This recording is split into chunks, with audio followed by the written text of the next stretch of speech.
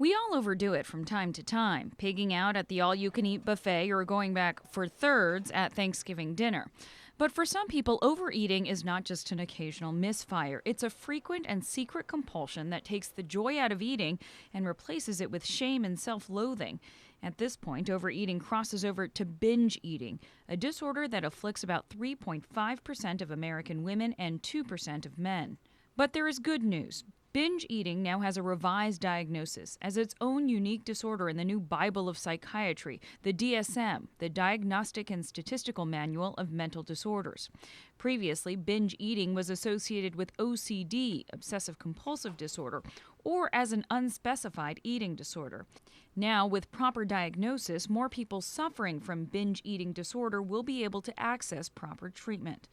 If you suspect you have binge eating disorder or are concerned about someone else, there are clear behaviors to look for. Eating much more food than most people would in the same time period and being unable to stop.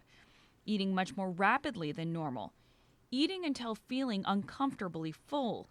Eating large amounts of food even when you're not hungry. And then there are the emotional red flags.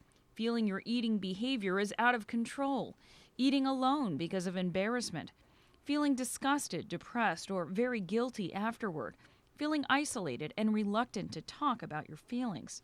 Experiencing 3 or more of these symptoms at least once a week for 3 months or more signals a binging disorder. What makes overcoming binge eating even more challenging is that, unlike drugs and alcohol, he or she must continue to consume this substance because it is also the source of sustenance. That's why it's particularly important to get professional help. Experts suggest a team approach that addresses both the mental health and the nutritional aspects of the disorder. They also encourage patients to have a good support system in place. With Everyday Health, I'm Stephanie Tsai.